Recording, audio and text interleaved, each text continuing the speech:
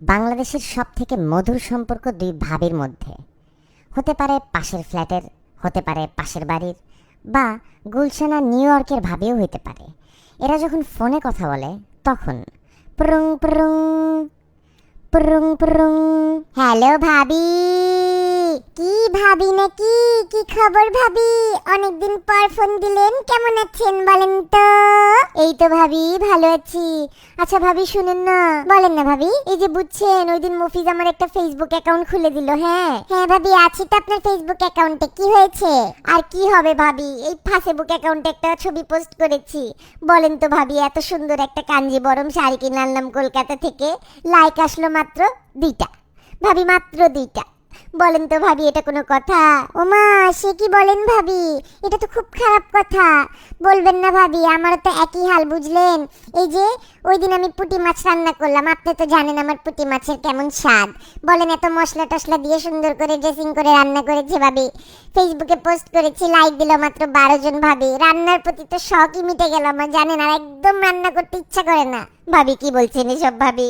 আপনার পুঁটি মাছে মাত্র 12টা লাইক ভাবি, এটা তো খুব দুঃখজনক। বিশ্বাস করেন, এই 12 জনকেই এখন থেকে দাওয়াত দিব। ফেসবুক না থাকলে তো কাছের মানুষকে চিনতেই পারতাম না।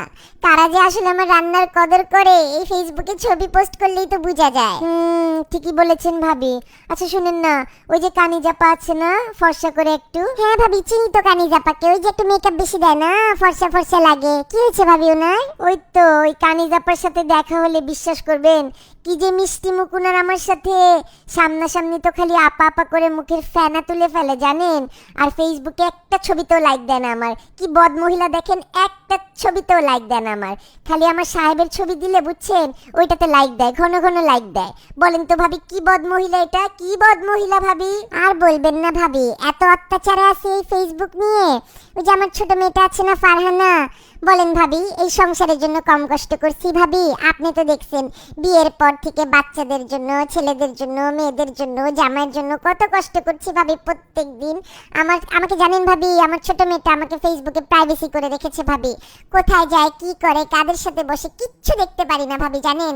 মানে আল্লাহ জানে কোন ছেলের যে আবার পাল্লায় পড়লো ভাবি, নষ্ট করে দিচ্ছে আমার মেয়েটাকে। ইস ভাবি, যাক ভাবি, অনেক কথা বলে ফেললাম।